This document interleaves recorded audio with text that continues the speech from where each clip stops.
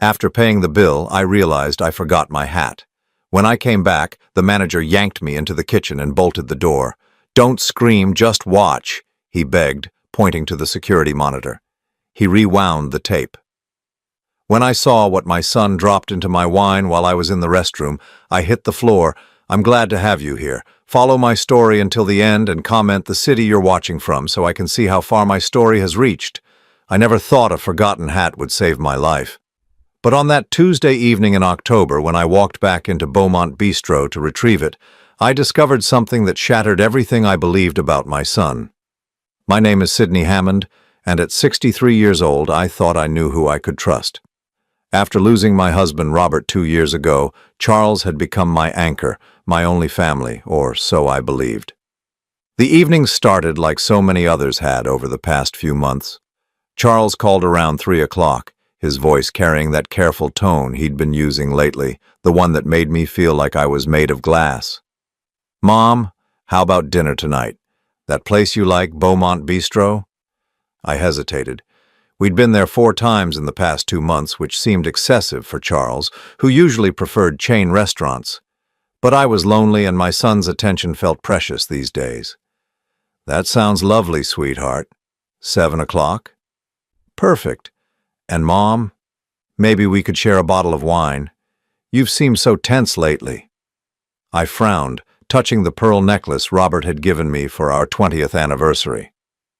Tense? I hadn't felt tense until Charles started pointing it out. "I don't usually drink wine, you know that." "Come on, Mom, 1 glass won't hurt. You deserve to relax." There it was again, that insistent tone wrapped in concern. I found myself agreeing, though something in my chest tightened. Beaumont Bistro sat on Maple Street like a warm jewel against the October evening. The amber lights spilled through tall windows, and the familiar scent of garlic and rosemary greeted me as I stepped inside. Charles was already there, seated at table 12 near the kitchen entrance. His fingers drummed against the mahogany surface, and he kept glancing at his watch.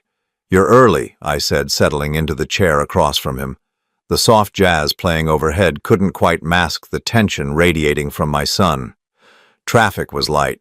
He signaled the waiter immediately, which wasn't like Charles. He usually took forever to decide what to order.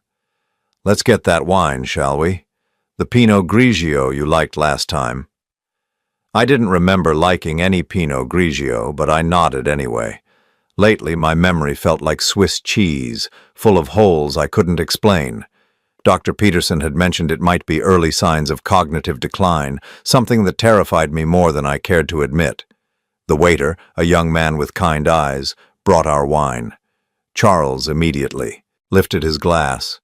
"To family," he said, but his smile didn't reach his eyes. "To family," I echoed, though the word felt heavy on my tongue. As we talked, I noticed Charles kept checking his phone, typing quick messages. When I asked about Maggie, his wife, he waved dismissively. "She's at her book club. You know how she is about her social commitments." But Maggie had never mentioned a book club to me. In fact, she rarely mentioned anything to me at all. Our relationship had always been politely distant, but lately it felt actively cold. "Charles, is everything all right? You seem distracted." He looked up sharply. "Everything's fine, Mom. Why would you ask that?" "You keep looking at your watch and your phone." His jaw tightened almost imperceptibly. "I'm just making sure we don't stay out too late. You know how confused you get when your routine is disrupted." Confused. There was that word again. When had I become the confused one? When had my own son started speaking to me like I was a child? "I don't feel confused," I said quietly. "Of course you don't. That's the nature of these things." His voice carried a patience that felt practiced, rehearsed. Dr. Peterson explained it to me. The early stages are subtle. The early stages of what? Dr. Peterson had mentioned some concerns, but nothing definitive, nothing that warranted the way Charles had been treating me like I was losing my mind. Halfway through dinner, I excused myself to visit the restroom. My reflection in the mirror showed a woman who looked older than her 63 years, tired in a way that went deeper than physical exhaustion. The overhead lighting was harsh, highlighting lines I didn't remember having 6 months ago. When I returned to our table, Charles was sliding his phone into his pocket, and there was something different about his expression. Satisfied, maybe, or relieved. "Everything okay?" I asked. "Perfect." He lifted his wine glass again. "Drink up, Mom. You've barely touched yours." I looked down at my glass. Had I forgotten drinking half of it? The wine tasted slightly bitter, different from how I remembered Pinot Grigio tasting, but then again my taste buds weren't what they used to be. As the evening progressed, I felt increasingly drowsy. Not drunk exactly, but foggy, in a way that reminded me of the medication I'd taken after Robert's funeral. My thoughts felt wrapped in cotton, and I had to concentrate harder than usual to follow our conversation. "You should really consider updating your will, Mom," Charles said as he paid the check. "Things have changed since Dad died. You want to make sure everything is in order." "My will is fine," I managed, though speaking felt like swimming through molasses. "Is it, though? When's the last time you reviewed it? Can you even remember?" I couldn't remember, but then again, I couldn't remember much of anything lately. The doctors said stress could cause memory issues, and losing Robert had certainly been stressful. Charles helped me to my feet, his hand firm on my elbow. "Careful, Mom, you seem unsteady." I was unsteady, though I couldn't understand why. I'd only had one glass of wine, and I'd eaten a full dinner. Outside, the October air was crisp and clear, cutting through the fog in my head slightly. Charles walked me to my car, watching as I fumbled with my keys. "Maybe I should drive you home," he said, but there was something calculating in his offer. "I'm fine." The words came out more forcefully than I intended. "It's only 6 blocks." He hesitated, then nodded. "Call me when you get home." "Promise?" I promised, though part of me wondered when my son had become so controlling, or maybe I was just noticing it for the first time. The drive home was uneventful, but by the time I reached my house on Elmwood Drive, the drowsiness was overwhelming. I barely managed to change into my nightgown before collapsing into bed, sleeping more deeply than I had in months. I woke the next morning feeling like I'd been drugged, my mouth dry and my head pounding. It wasn't until I was making my morning tea that I realized I'd forgotten my hat at the restaurant. The hat was nothing special, just a simple navy cloche that matched my outfit. But it had been Robert's favorite, and the thought of losing it made my chest tight with grief. I decided to drive back to Beaumont Bistro to retrieve it. The lunch crowd was just beginning to arrive when I pushed through the restaurant's heavy doors. The hostess, a young woman with bright red lipstick, smiled politely. "I was here last night for dinner," I explained. "I think I left my hat." "Of course. Let me check the lost and found."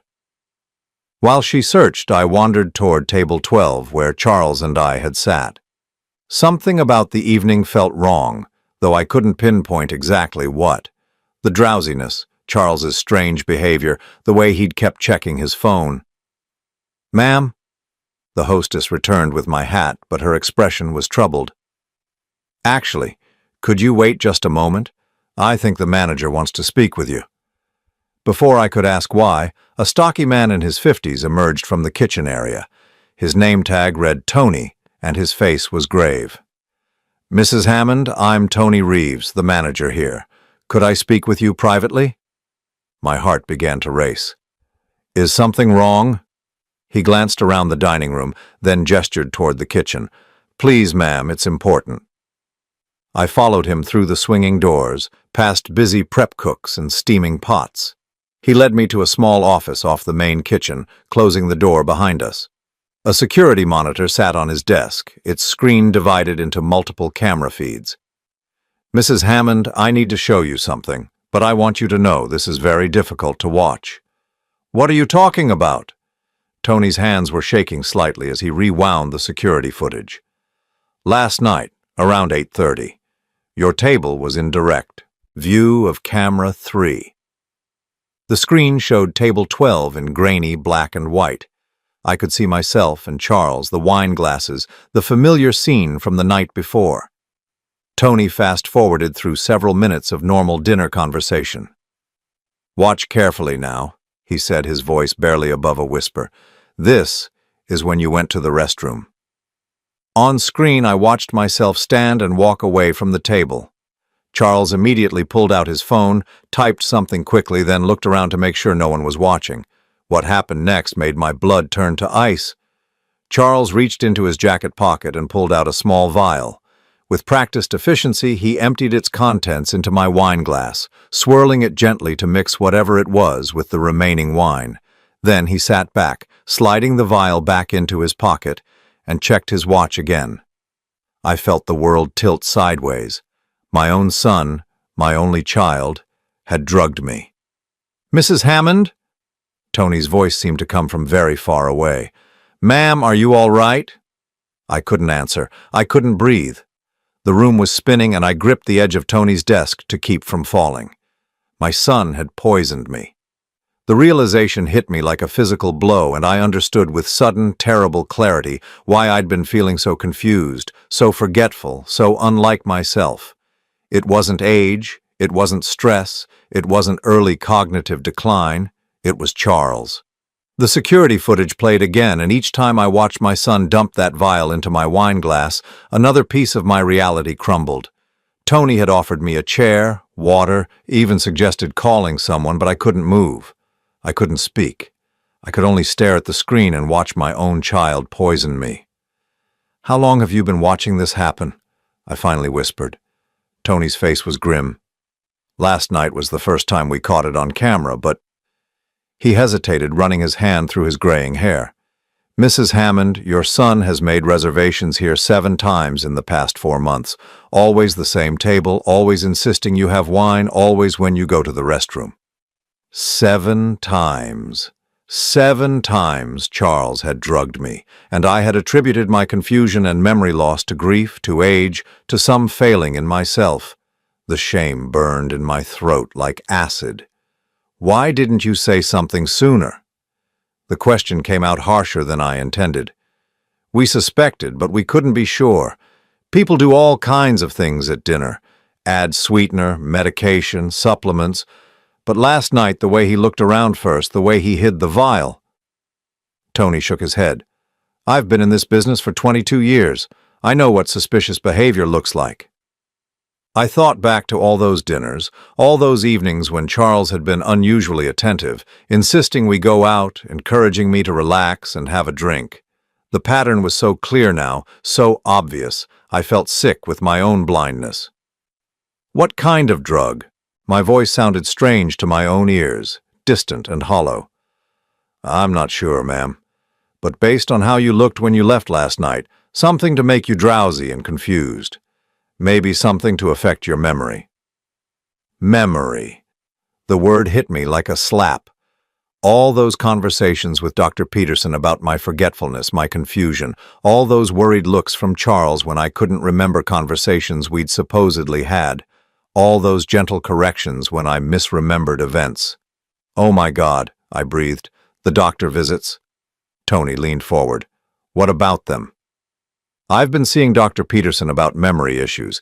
He's been concerned about early signs of cognitive decline." The pieces were falling into place with sickening clarity. "Charles has been coming with me to these appointments. He's been describing my symptoms to the doctor." The symptoms Charles himself was causing. Tony's expression darkened. "Ma'am, I think you need to call the police." "No." The word came out faster than I'd intended. "Not yet. I need to understand what's happening first. Why would he do this to me?" But even as I asked the question, possibilities were forming in my mind. Money, control, my house, my savings, the life insurance policy from Robert that I hadn't touched. Charles had been asking about my finances more frequently lately, suggesting I might need help managing my affairs. "Can you make copies of that footage?" I asked. Tony nodded. "Already done. I burned it to a disk the moment I saw what happened." He handed me a small envelope. "Mrs. Hammond, whatever your son is planning, this is evidence of a serious crime." I tucked the envelope into my purse with trembling hands. "Thank you. And Tony? Please don't mention this to anyone yet. If Charles finds out, I know." I didn't finish the sentence because I couldn't bear to voice what I was thinking. If my son was willing to drug me repeatedly, what else was he capable of? The drive home passed in a blur. My quiet neighborhood on Elmwood Drive looked exactly the same as it had that morning, but everything felt different. The Victorian house Robert and I had shared for 32 years no longer felt like a sanctuary. It felt like a trap. Inside, I made a cup of tea with shaking hands, trying to process what I'd learned. The kitchen smelled like the lavender sachets I kept in the drawers, the same comforting scent that had always meant home. Now it just reminded me how alone I was. I sat at my kitchen table, the same table where I'd fed Charles breakfast every morning for 18 years, where I'd helped him with homework, where we'd planned his wedding to Maggie. The irony was crushing. My phone rang, Charles's name lighting up the screen. For a moment I considered not answering, but I needed to act normal. I needed to think. "Hi, sweetheart." "Mom, how are you feeling today? You seemed pretty tired last night." The concern in his voice was perfect, practiced. How long had he been perfecting this act? "I'm fine," I managed. "Just a little foggy this morning." That's what I was worried about. These episodes seemed to be getting more frequent. There was a pause and I could hear him typing, always coordinating with someone. "I think we should schedule another appointment with Dr. Peterson." Another appointment. Another chance for Charles to describe symptoms he was creating, to paint a picture of a woman losing her mind. I felt nauseous. "Maybe you're right," I said, forcing my voice to stay steady. "Good.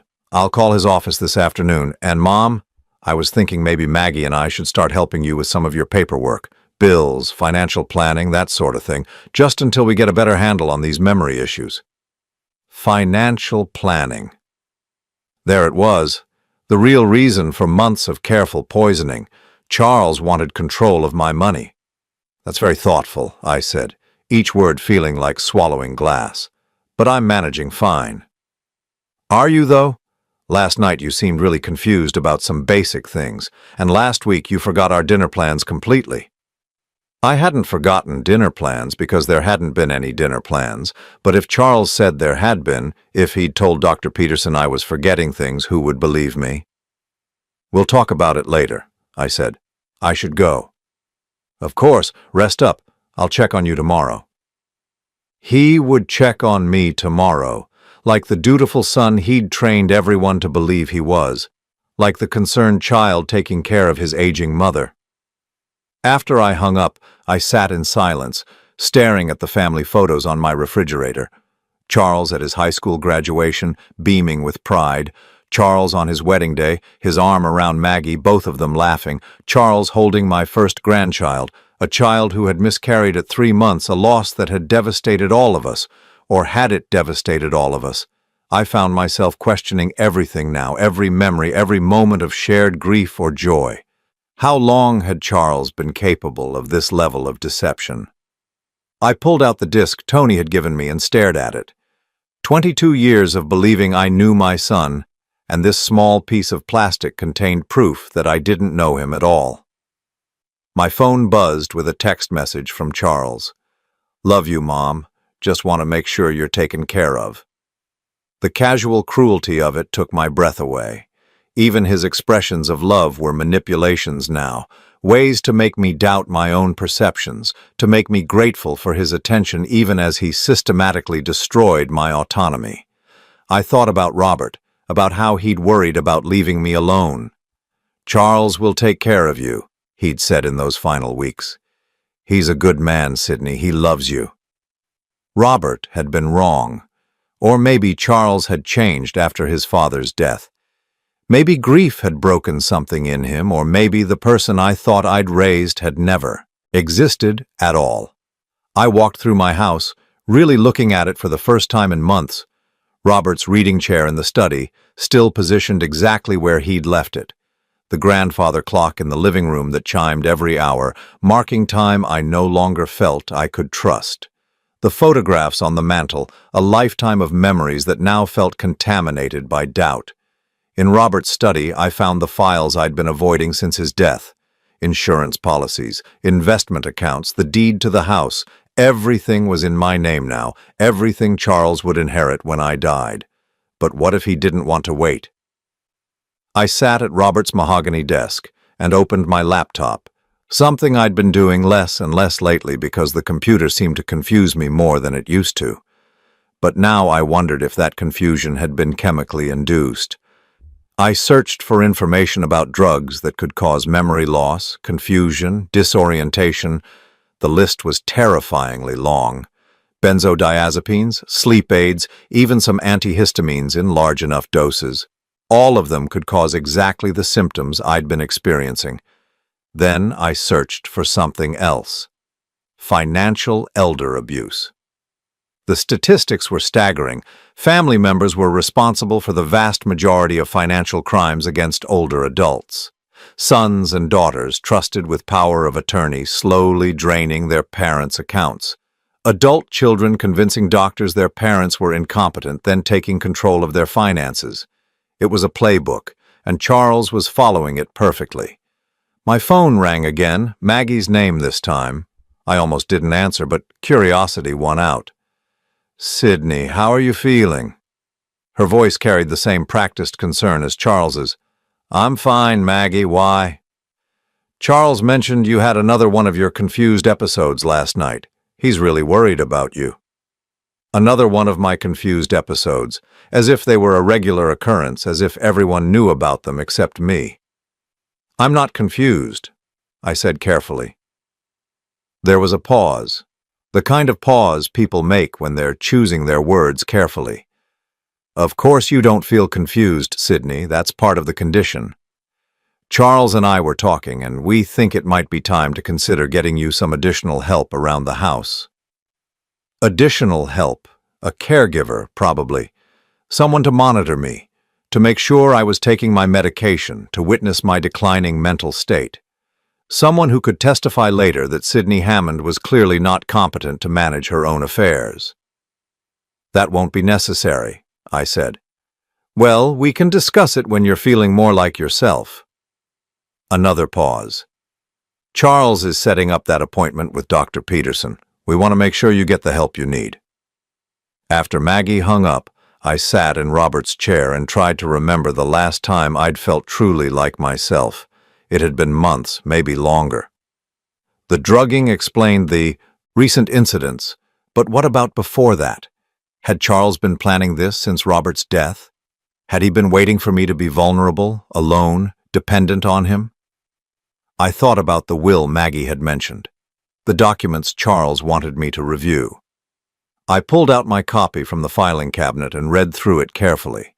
Everything was straightforward. Charles would inherit the house, the savings, the investments. But there were conditions, safeguards Robert had insisted on. Charles couldn't sell the house for 5 years. The money was tied up in a trust that distributed gradually over time, unless I was declared incompetent. Then, Charles would have immediate access to everything. The realization hit me like a physical blow. This wasn't just about money, this was about erasing me entirely, making me disappear into my own confusion while my son took control of everything Robert and I had built together. But I wasn't confused anymore. I was angry. And for the first time in months, my mind felt completely, crystal clear. I spent the next 3 days pretending to be the confused, forgetful woman Charles needed me to be, while secretly investigating the scope of his betrayal. What I discovered was worse than I had imagined. It started with my medical files. Dr. Peterson's office was happy to send me copies of my records when I called, claiming I needed them for insurance purposes. When the thick manila envelope arrived, I spread the contents across Robert's desk with trembling hands. The pattern was devastating in its clarity. Beginning 6 months ago, right after Robert's funeral arrangements were finalized, Charles had started documenting my supposed mental decline. According to these reports, I had been forgetting conversations, losing track of time, becoming confused during simple tasks. Charles had provided detailed accounts of incidents I didn't remember because they had never happened. Or rather, they had happened, but only after he had drugged me. The most damning entry was dated 3 weeks ago. Patient's son reports increasing agitation and paranoia. Mrs. Hammond accused him of moving her things and became angry when he couldn't locate items she claimed to have placed in specific locations, recommend cognitive evaluation, and consideration of mild anti-anxiety medication to ease transition to assisted care. I had never accused Charles of moving my things, but I had been confused about where I'd put certain items, confused because whatever drug he was using affected my short-term memory, and Dr. Peterson had recommended anti-anxiety medication, which Charles could easily manipulate or increase to make me even more compliant. My hands shook as I reached for the phone to call Dr. Peterson's office directly. "I'd like to schedule an appointment," I told the receptionist, "but I'd prefer to come alone this time, without my son." There was a pause. "Mrs. Hammond, your son specifically requested that he be notified of all appointments. He's very concerned about your condition." "I understand, but I'm still capable of making my own medical decisions." Another pause, longer this time. "Of course, ma'am, but given your recent diagnosis." "What diagnosis?" The silence stretched uncomfortably. "Mrs. Hammond, perhaps you should discuss this with your son or Dr. Peterson directly." I hung up, my heart racing. What diagnosis? What had Charles told them that I didn't know about? I called back and asked to speak to Dr. Peterson immediately. When he came on the line, his voice carried the careful, patient tone people use with confused elderly patients. "Sydney, how are you feeling today?" "I'm feeling like I need to understand what diagnosis you've given me." A long pause. "Sydney, we discussed this last week. You have early-stage dementia, possibly Alzheimer's. We talked about treatment options and care planning." The room spun around me. "I was never given that diagnosis." "You were there, Sydney. Charles was with you. We talked for over an hour about your options." But I hadn't been there. Last week I'd been home and Charles had said he was meeting with a client. He'd visited Dr. Peterson without me, impersonated a family meeting, and received a diagnosis for a condition I didn't have. "I'd like to come in for an independent evaluation," I said carefully. "Alone." "Sydney, that's not advisable in your condition. Charles has power of attorney for medical decisions. Any new evaluations would need to go through him." Power of attorney. Charles had power of attorney for my medical decisions, and I had no memory of signing such a document. But given how many times he drugged me over the past months, given how many gaps I had in my memory, I might have signed anything. After I hung up, I searched my filing cabinet frantically until I found the folder labeled Legal Documents. Inside was a medical power of attorney form, dated 2 months ago, with my signature at the bottom. My signature, but I had no memory whatsoever of signing it. I compared it to other documents I'd signed recently. The handwriting looked like mine, but there was something slightly off about the letter formation, as if I'd been struggling to write clearly, as if I'd been under the influence of something that affected my motor control. Charles had drugged me to get my signature on a legal document that gave him control over my medical care. The implications hit me like an avalanche. With medical power of attorney and a dementia diagnosis, Charles could make decisions about my care, my living situation, my treatment. He could have me committed to a memory care facility anytime he chose, and with my supposed condition deteriorating, no one would question his authority. I was trapped in a web of legal documents and medical records that painted me as incompetent, all based on symptoms Charles had artificially created. But I wasn't going to let him win. I drove to the public library, something I hadn't done in months. Charles had been discouraging me from driving, claiming I was becoming unsafe behind the wheel. But my mind was clearer now than it had been in months, and I navigated the familiar streets without any difficulty. At the library, I used one of the public computers to research my legal options. What I found was sobering. Challenging a medical power of attorney required proving that the person who signed it was mentally incompetent at the time of signing, or that they were coerced. But with Dr. Peterson's diagnosis supporting Charles's claims, and with months of documented incidents, I would have an uphill battle. unless I could prove the incidents were artificially created. I needed evidence beyond Tony's security footage. I needed to document the pattern of drugging, the false medical reports, the forged legal documents, and I needed to do it without Charles knowing I was onto him. When I returned home, there was a message on my answering machine from Maggie. Sydney, Charles wanted me to call and remind you about your appointment with Dr. Peterson tomorrow at 2 o'clock. He'll pick you up at 1:30. Also, we've arranged for someone from Golden Years Home Care to stop by Thursday afternoon to assess your needs. Don't worry, it's just a consultation. Golden Years Home Care. I looked them up online and found they specialized in memory care and assisted living placement. Charles was moving fast now, accelerating his timeline.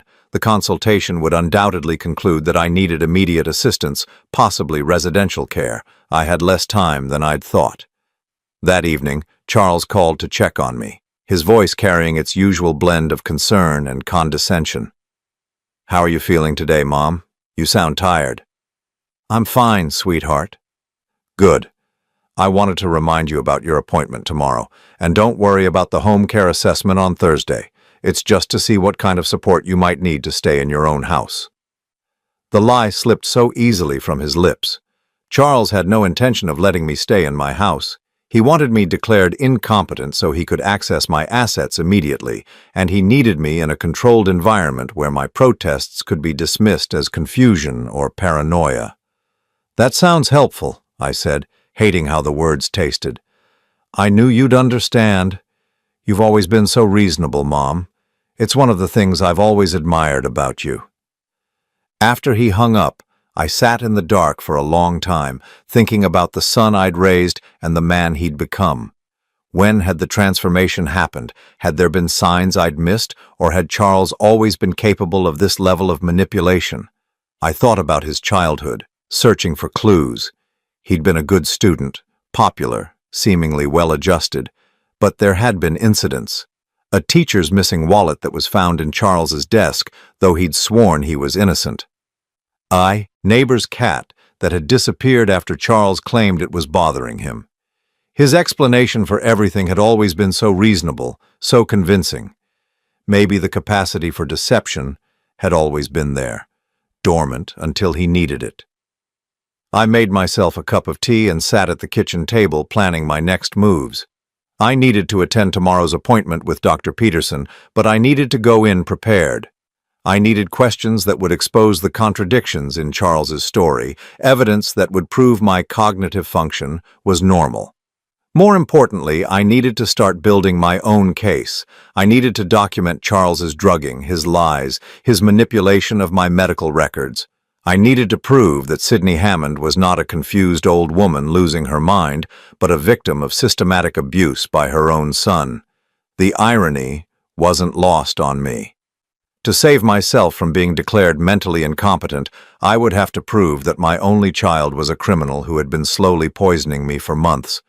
But as I sat there in the quiet of my kitchen, surrounded by the familiar scents of lavender and lemon, I felt something I hadn't experienced in months. Determination. Charles had underestimated me. He'd seen a grieving widow and assumed she would be easy to manipulate. He'd counted on my love for him to blind me to his betrayal. He was about to learn that Sydney Hammond was stronger than he'd imagined. The next morning, I prepared for my appointment with Dr. Peterson like I was preparing for battle. I dressed carefully in my navy suit, the one that made me look competent and professional. I practiced speaking clearly and confidently, ready to challenge any suggestion that I was confused or forgetful. Most importantly, I brought a small digital recorder, hidden in my purse. Whatever happened in that appointment, whatever lies Charles told or false diagnoses Dr. Peterson offered, I would have evidence. Charles arrived precisely at 1:30, his smile warm and concerned. "Ready to go, Mom?" "I'm ready," I said, and for the first time in months I meant it. In the car, Charles chatted casually about the weather, his work, Maggie's latest projects. To anyone observing, we looked like a loving son taking his mother to a medical appointment. But I was studying him now with new eyes, watching for tells, for signs of the deception I knew was coming. "I should mention," he said as we pulled into Dr. Peterson's parking lot, The doctor might ask some questions that seem repetitive. He's just checking your cognitive function, making sure we're tracking your condition properly. Tracking my condition, as if my mental decline was an established fact rather than something he was actively creating.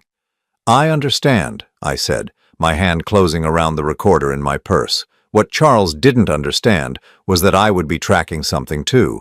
Every lie he told, every manipulation he attempted, every piece of evidence I needed to expose him. The war for my freedom was about to begin, and I was no longer fighting blind. Dr. Peterson's office smelled like disinfectant and false hope. I sat in the familiar waiting room, my hand resting on the concealed recorder in my purse, while Charles flipped through a magazine beside me. To any observer, we were simply a devoted son accompanying his aging mother to a medical appointment, but I knew better now. Mrs. Hammond, the nurse called my name with the gentle tone reserved for fragile patients. I stood, steady and determined, while Charles immediately rose to join me. "Actually," I said, surprising myself with my firmness, "I'd like to speak with Dr. Peterson alone first." Charles's eyes flickered, just for a moment before his concerned expression returned. "Mom, we discussed this. The doctor wants me there to help explain your symptoms." "I can explain my own symptoms, Charles." Dr. Peterson appeared in the doorway, a thin man in his 60s with kind eyes that I'd once trusted completely. "Why don't we all go in together? Charles has been so helpful in tracking your condition." The way he said condition made my skin crawl, as if my mental state was already decided, already documented, already beyond my control. In his office, I settled into the chair across from Dr. Peterson's desk, hyper-aware of every word I was about to hear. Charles took the chair next to me, his hand resting protectively on my shoulder in a gesture that would have seemed loving to anyone who didn't know the truth. I quietly activated the recorder. "Sydney, how have you been feeling since our last visit?" Dr. Peterson asked, consulting his notes. "I feel fine, clear-headed, alert." I spoke carefully, enunciating each word. "In fact, I don't remember our last visit. When exactly was it?" Charles squeezed my shoulder. "Mom, we were here last Tuesday. We talked about your diagnosis." "I wasn't here last Tuesday. I was home all day working in my garden." Dr. Peterson's expression grew concerned. "Sydney, you were definitely here. We had a lengthy discussion about your test results and treatment options." "What test results? I haven't taken any cognitive tests." The doctor and Charles exchanged a look that made my blood boil. The look said, "See? This is exactly what we're dealing with." "Mom," Charles said gently, "you took the mini mental state exam. You scored 18 out of 30. Dr. Peterson explained that anything below 24 indicates cognitive impairment." I stared at him. "I never took any test." "You did," Dr. Peterson said softly. "Charles, perhaps you could step out for a moment. Let me speak with your mother privately." Charles hesitated.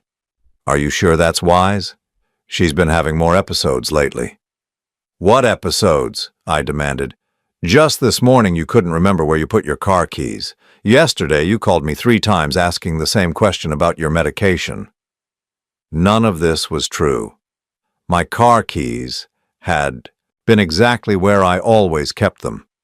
I hadn't called Charles at all yesterday, let alone 3 times, but if this was what he'd told Dr. Peterson, if this was the pattern he'd been establishing for months, "I'll be fine," Dr. Peterson assured Charles.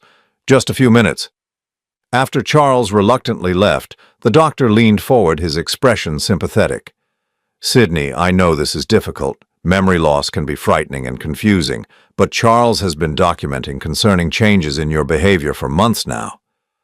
What if I told you that Charles has been drugging me?" Dr. Peterson blinked. "Drugging you?"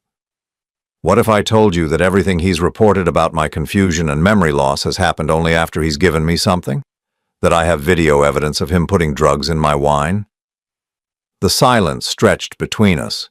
Then Dr. Peterson spoke, his voice infinitely gentle.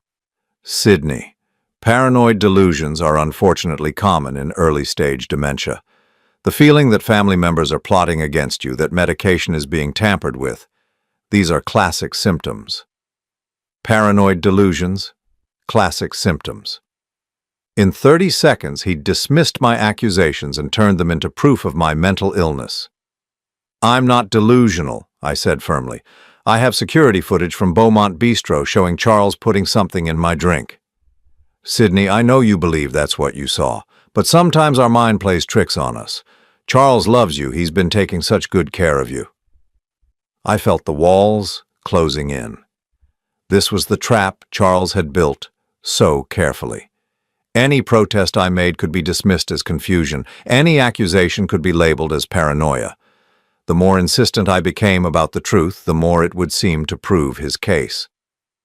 "What would it take," I asked carefully, "for you to believe me?" Dr. Peterson considered this. "Well, if Charles were actually drugging you, there would be evidence. Blood tests showing the presence of unauthorized substances. Physical evidence of the drugs themselves. Blood tests. Charles would never allow me to get blood tests that might reveal what he'd been giving me, and any drugs would be long out of my system by now. And if I could get those tests done independently?" "Sydney, that's not how this works. Charles has medical power of attorney. All tests and treatments have to go through him." Of course they did. Charles had thought of everything. When Charles returned to the office, his expression was carefully arranged into concern mixed with sadness. "How is she doing, doctor?" "She's experiencing some paranoid thoughts about being drugged. Very typical for this stage of the condition." Charles sighed heavily. "She's been saying things like that at home, too. Yesterday, she accused me of going through her mail. Last week, she thought Maggie had moved her jewelry." He paused, looking directly at me with what anyone else would interpret as love. "Mom, you know, we would never hurt you, right?" The performance was flawless. Charles's voice carried just the right mix of patience and pain, the suffering of a devoted son watching his mother slip away. If I hadn't known the truth, I would have believed him completely. "I'm not confused," I said, but even to my own ears the words sounded weak. "Of course you don't feel confused," Dr. Peterson said kindly. "That's part of the condition. But Charles, I think we need to discuss next steps. Sydney's condition seems to be progressing more rapidly than we initially expected." "Next steps?" I felt the trap closing tighter. Charles nodded gravely. "That's what I was afraid of. The home care assessment is scheduled for tomorrow. Maggie and I have been researching memory care facilities just in case." "That might be wise," Dr. Peterson agreed. "Sydney would benefit from a structured environment with trained professionals." They were talking about me as if I wasn't there, as if I was already incapable of making my own decisions. The cruelty of it took my breath away. "I want a second opinion," I said suddenly. Both men turned to look at me. Charles's expression never wavered, but something flickered behind his eyes. "Of course," Dr. Peterson said, "but any referral would need to go through Charles, and the new doctor would need access to all your current medical records and test results. The records that Charles had helped create. The test results from tests I'd never taken. The second opinion would be based on lies, and would undoubtedly reach the same conclusion." "I understand," I said quietly, though what I understood was that I was completely trapped in a system that Charles had manipulated to serve his purposes. In the car afterward, Charles was unusually quiet. Finally, as we pulled into my driveway, he spoke. "Mom, I know this is scary, but Dr. Peterson and I only want what's best for you." I looked at my house, the home I'd shared with Robert for over 30 years. The place where I'd planned to live out the rest of my days. Charles was going to take it away from me, along with my freedom, my autonomy, and my dignity. "I know you do, sweetheart," I said, and the lie tasted like ash in my mouth. That evening after Charles left, I sat in Robert's study and listened to the recording I'd made. Hearing it played back was even more devastating than living through it. The way Dr. Peterson had dismissed my accusations, the way Charles had smoothly provided explanations for incidents that had never happened, the way they'd discussed my future as if I was already gone. But the recording also gave me something valuable. Evidence of how the conspiracy worked, how Charles was manipulating the medical system to support his narrative. If I could get an independent evaluation, if I could find a doctor who wasn't influenced by Charles's version of events, I researched lawyers who specialized in elder abuse, memorizing names and contact information. I couldn't call from my home phone. Charles might have access to those records, but I could use a payphone or the phone at the library. Tomorrow the home care assessor would come, and they would undoubtedly conclude that I needed immediate supervision. Then Charles would move quickly to have me placed in a facility where my protests could be dismissed as the ramblings of a confused old woman. I had perhaps 48 hours to expose the truth before I lost everything. As I sat there in the gathering darkness, I thought about the Charles I'd raised, the little boy who'd once brought me dandelions and called them flowers. When had that child become someone capable of this level of cruelty? Or had I been blind to his true nature all along, seeing only what I wanted to see? It didn't matter now. What mattered was that I finally understood the game he was playing, and I was going to find a way to beat him at it. The next morning, I woke with a clarity I hadn't felt in months. Charles expected me to be confused, forgetful, easily manipulated, but I was none of those things. I was a 63-year-old woman with a sharp mind and a will to survive, and I was not going down without a fight. The home care assessor would arrive at 2 o'clock, expecting to find an elderly woman in cognitive decline. Instead, they would meet someone who was very much in control of her faculties. I had a performance of my own to give, and everything depended on getting it right. The home care assessor arrived exactly at 2 o'clock, as promised. Mrs. Catherine Walsh was a woman in her 50s, with kind eyes and a clipboard full of forms designed to measure my capacity for independent living. What she didn't know was that I had spent the morning preparing for the most important performance of my life. Charles and Maggie flanked me on the living room sofa like concerned guards, their expressions perfectly calibrated to show loving worry. I sat between them, playing the role they expected, a confused elderly woman who needed their protection. "Mrs. Hammond," Mrs. Walsh began gently, "I'm here to assess what kind of support services might help you continue living safely in your home." I blinked slowly, as if struggling to process her words. "Support services? I don't understand why I would need those." Charles leaned forward. "Mom, we've talked about this. You've been having some memory issues, some confusion.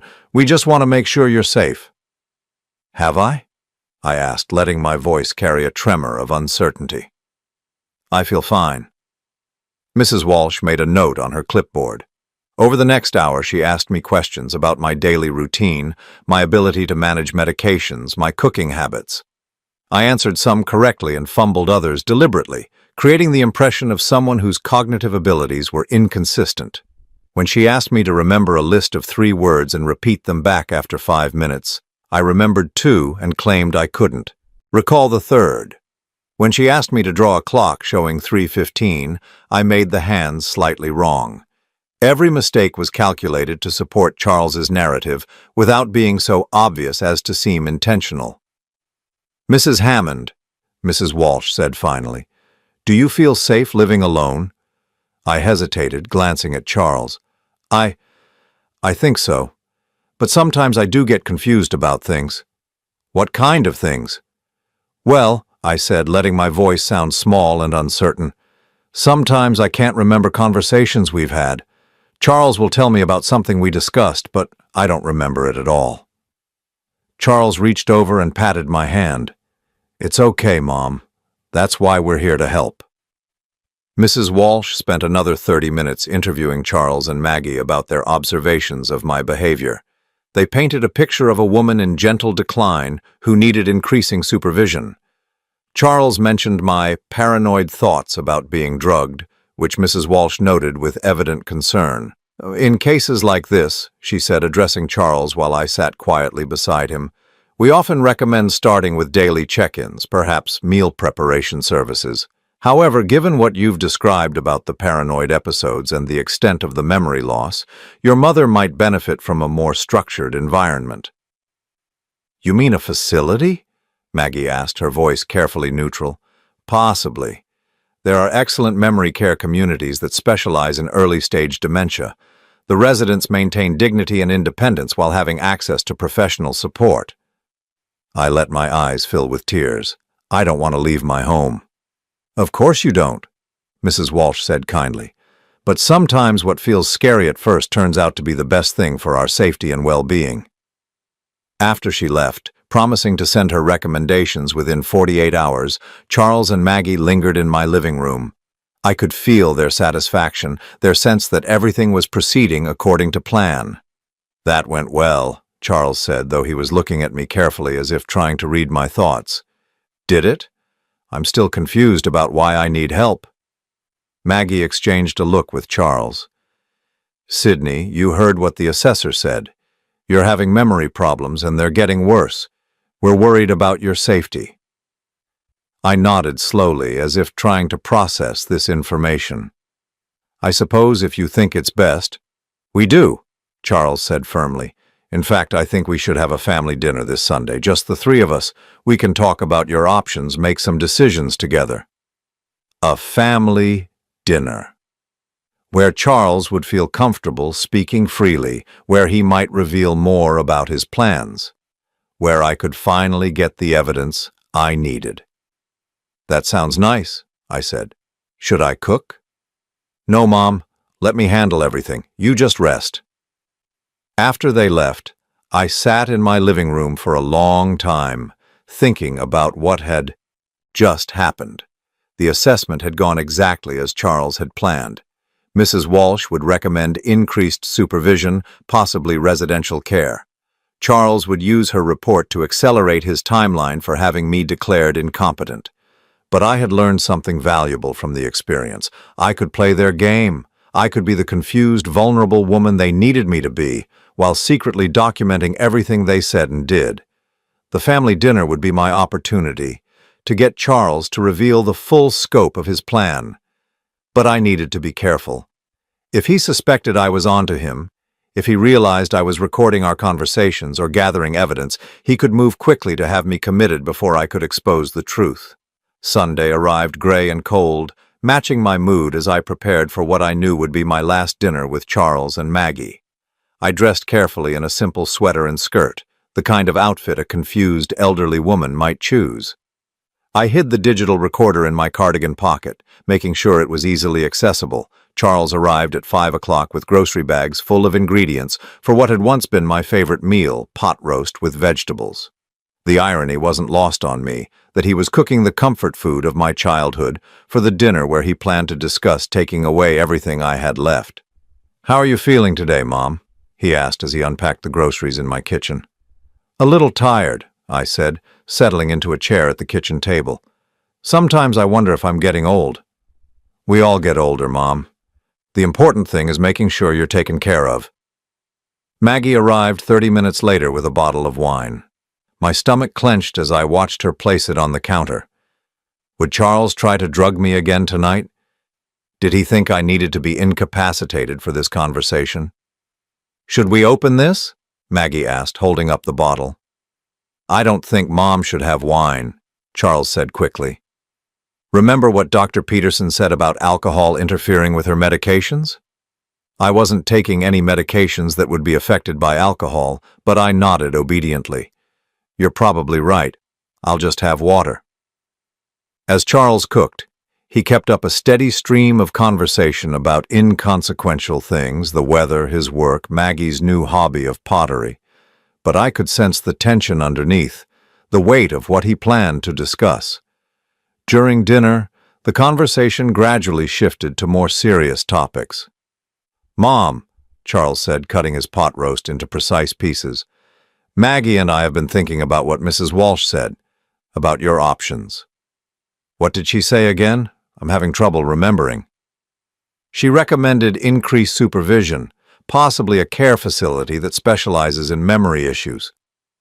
I looked up from my plate, letting confusion cloud my features. "A care facility? You mean like a nursing home?" "Not a nursing home," Maggie said, quickly. "More like an assisted living community, A place where you'd have your own apartment but with people to help you with daily tasks. But I like my house. Robert and I were so happy here. Charles reached across the table and took my hand. I know, Mom, but Robert wouldn't want you to be unsafe. He'd want you to be somewhere you could get the help you need. What kind of help? Help remembering to take your medications, help with cooking and cleaning, help when you get confused or scared. I let tears gather in my eyes. Do I get confused and scared? Sometimes, Charles said gently, like when you thought someone was drugging your wine at the restaurant, or when you accused me of going through your mail. I had never accused him of going through my mail, but I nodded as if I remembered. The thing is, Mom, Charles continued, these episodes are happening more frequently. Dr. Peterson thinks your condition is progressing faster than we initially expected. What condition? Your dementia, Mom. We've talked about this. I stared at him blankly. I have dementia? Charles and Maggie exchanged a look. Yes, Mom. Early-stage Alzheimer's disease. That's why you've been having memory problems. But I feel fine. People with dementia often feel fine, Maggie explained. That's part of the disease. It affects your ability to recognize your own symptoms.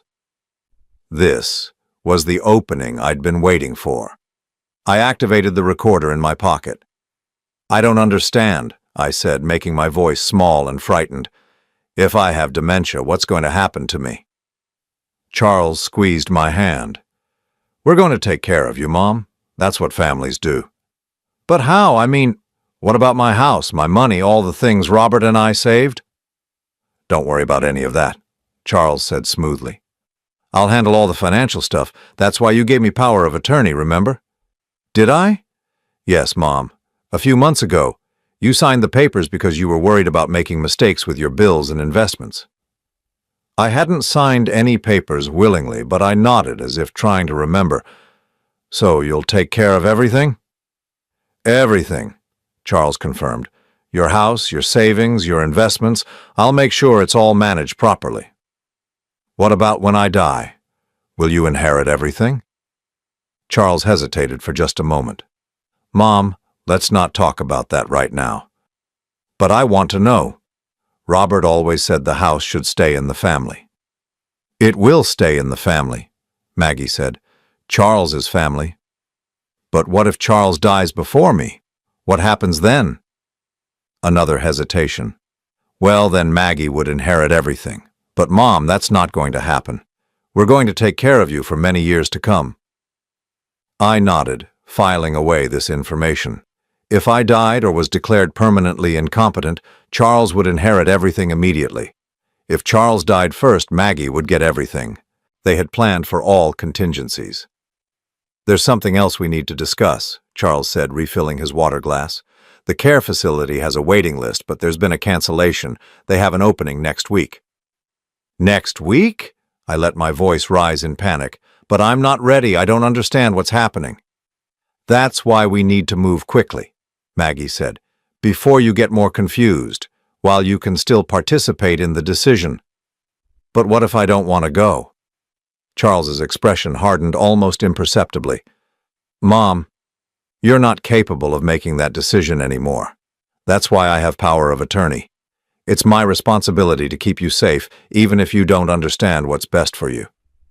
There it was. The admission I needed. Charles was planning to use his fraudulent power of attorney to force me into a care facility against my will while taking control of my assets. I'm scared, I whispered, and for once I didn't have to fake the emotion. I know you are, Charles said, his voice softening, but you don't need to be scared. We'll visit you all the time, and you'll make new friends, people who understand what you're going through, people who wouldn't believe me when I told them I'd been drugged and manipulated, people who would see my protests as symptoms of my disease. When would I move? I asked. Next Thursday, Charles said. That gives us a few days to pack your things and get everything sorted. 4 days. I had 4 days to expose Charles before he could have me committed to a memory care facility where my voice would be silenced forever. I think I need to lie down, I said, standing shakily. This is all very overwhelming. Of course it is, Maggie said. "Why don't you rest? We'll clean up here." As I walked toward my bedroom, I heard Charles and Maggie talking quietly in the kitchen. I paused in the hallway, straining to hear.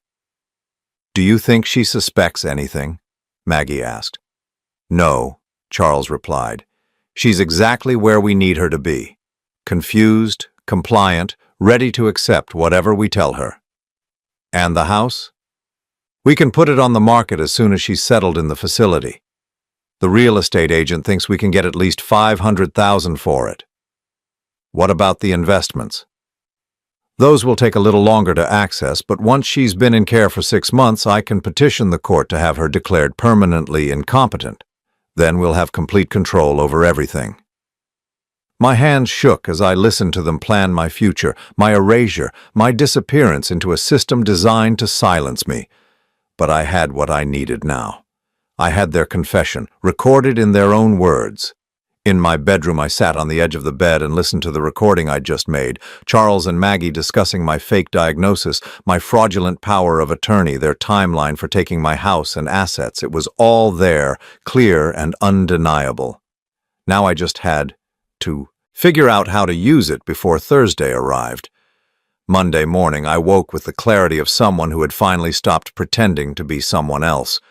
For months, I had been playing the role of a confused, deteriorating woman, because that's what Charles needed me to be. But today, I was going to be Sydney Hammond, sharp, determined, and ready to fight for her life. I had 3 days before Charles planned to move me to the memory care facility. 3 days to expose his lies and reclaim my freedom. My first call was to Eleanor Patterson, my late husband's cousin, and the only family member I trusted completely. Eleanor lived 2 states away in North Carolina, which had probably saved her from Charles's manipulation. When she answered the phone, her voice was warm with surprise. "Sydney, what a lovely surprise. How are you holding up?" "Eleanor, I need your help, and I need you to listen carefully to what I'm about to tell you." I spent the next hour explaining everything. The drugging, the false medical records, the forged power of attorney, Charles's plan to have me committed. I played her the recordings I'd made, including the damning conversation from Sunday's dinner. The silence on the other end stretched so long I thought we'd been disconnected. "Eleanor? I'm here." Her voice was shaking with rage. "Sydney, that boy is trying to kill you. Maybe not physically, but he's trying to erase you completely." "I know, but I need help proving it. I can't do this alone." "You're not alone. Give me 2 hours to make some calls. I have a friend who's a retired federal prosecutor. She'll know exactly what to do." After Eleanor hung up, I called Tony at Beaumont Bistro. "Mrs. Hammond, I've been worried about you. How are you doing?" "I need that security footage, Tony, and I need you to be willing to testify about what you saw." "Of course. Anything you need." "There's more. I have reason to believe my son has been systematically poisoning me for months, not just that one night. Do you keep footage from previous visits?" "We archive everything for 90 days. If you can give me dates, I can pull whatever we have." I gave him 6 dates from the past 3 months when Charles had insisted on taking me to dinner. If the pattern was consistent, if Charles had been drugging me regularly, Tony would have evidence of multiple incidents. My next call was to a locksmith. If Charles had keys to my house, if he'd been coming and going without my knowledge, I needed to secure my home immediately. While I waited for the locksmith to arrive, I went through my house systematically, looking for evidence of tampering. In my medicine cabinet, I found 2 prescription bottles I didn't recognize. Sleep aids prescribed by Dr. Peterson that I had no memory of receiving. The dates on the bottles corresponded with some of my worst episodes of confusion and memory loss. Charles had been supplementing the restaurant druggings with medication I wasn't aware I was taking. I took photos of everything, the medicine bottles, the forged power of attorney documents, the medical records showing tests I'd never taken. I uploaded the photos to a cloud storage account that Charles couldn't access, along with the audio recordings from Sunday's dinner. The locksmith arrived at noon and changed all my locks within an hour. When he handed me the new keys, I felt like I was reclaiming my own home. At 2 o'clock, Eleanor called back. Sydney, my friend Patricia, wants to conference you in with a detective she knows in your area. Detective Maria Santos specializes in elder abuse cases. Can you talk now? For the next hour, I told my story to Detective Santos, who listened without interruption. When I finished, she was quiet for a long moment. Mrs. Hammond, this is one of the most sophisticated elder abuse cases I've encountered. Your son has created an entire false reality to support his claims. But you've done something remarkable. You've documented everything. The recordings alone are enough to charge him with conspiracy and fraud. What happens next? We're going to need you to file a formal complaint, and we'll need to get you to a hospital for blood and urine tests to see if any drugs are still in your system. Do you feel safe staying in your house tonight? Yes, I changed the locks. Good. Can you come to the station tomorrow morning? We'll start the process of getting your medical power of attorney revoked and exposing what your son has been doing. That evening, Charles called to check on me, as he had every evening for months. Hi, Mom. How are you feeling today? For the first time in months, I answered honestly. I'm feeling clear-headed, Charles. Clearer than I've been in a long time. There was a pause. That's good. Are you excited about moving on Thursday? I think you're going to love Sunset Manor. Sunset Manor. Even the name was designed to evoke peaceful endings. Actually, Charles, I've been thinking about our conversation yesterday, about the power of attorney. What about it? I was wondering if you could bring me the original documents. I'd like to read through them again. Another pause, longer this time. Mom, you don't need to worry about that paperwork. It's all taken care of. But I'd like to see it. It's my signature, isn't it? I should be able to read what I sign. Mom, you're getting confused again. We've been through this. Dr. Peterson said, what if I told you I never took those cognitive tests? What if I told you I was never diagnosed with dementia? The silence stretched between us like a chasm. Mom, this is exactly what Dr. Peterson warned us about. Paranoid thoughts, denial of your condition. It's a classic symptom. But his voice had changed. The careful patience was gone, replaced by something harder, more urgent. What if I told you I have recordings of you and Maggie planning to sell my house? The line went dead. Within 10 minutes, I heard a car in my driveway. Through the window, I watched Charles get out of his BMW and walk quickly to my front door. He tried his key, but of course it didn't work. The pounding on the door was sharp, insistent. Mom, open the door. I didn't answer. Mom, I know you're in there. We need to talk. The pounding became more urgent. Charles was losing control, abandoning the careful facade he'd maintained for months. This was the real Charles, angry, entitled, dangerous when he didn't get what he wanted. I called Detective Santos. He's here, I said quietly. Charles is at my house demanding to be let in. Stay inside. Lock all your doors. I'm sending a patrol car. For 20 minutes, Charles circled my house, trying windows, checking the back door, shouting increasingly desperate demands that I let him in. I watched from my bedroom window as he called someone on his cell phone, probably Maggie, probably Dr. Peterson, trying to coordinate a response to my sudden resistance. When the police car arrived, Charles immediately switched back to his concerned son persona. I watched him approach the officers, his body language conveying worry and frustration. He was probably telling them that his demented mother had locked herself in the house and was having a paranoid episode. But Detective Santos had briefed these officers. Instead of helping Charles gain entry to my house, they asked him to step away from the property. I opened my front door and spoke to the officers through the screen. Mrs. Hammond, are you all right? I'm fine, officer, but I don't want my son on my property. Charles stepped forward. Officers, my mother has Alzheimer's disease. She's confused and frightened. I have medical power of attorney. Sir, we're going to need to see documentation of that power of attorney, and we're going to need to speak with Mrs. Hammond privately. The look Charles gave me through the screen door was unlike anything I'd ever seen from him before. Not the practiced concern, not the patient love, but pure hatred. In that moment, I saw who my son really was, someone who viewed me not as his mother but as an obstacle to be removed. The next morning, I sat in Detective Santos's office, signing formal complaints and providing evidence. Tony from Beaumont Bistro brought security footage from 6 different evenings, showing Charles drugging my drinks with mechanical precision. The hospital had confirmed traces of benzodiazepines in my system, drugs that weren't prescribed to me and that I had never knowingly taken. Dr. Peterson's office was being investigated for their role in the conspiracy. The medical records showing false diagnoses and fake test results were being examined by experts who could prove they were fraudulent. Most importantly, a judge had granted an emergency order revoking Charles's power of attorney and freezing any access he had to my accounts. "What happens now?" I asked Detective Santos. "Now, we prosecute.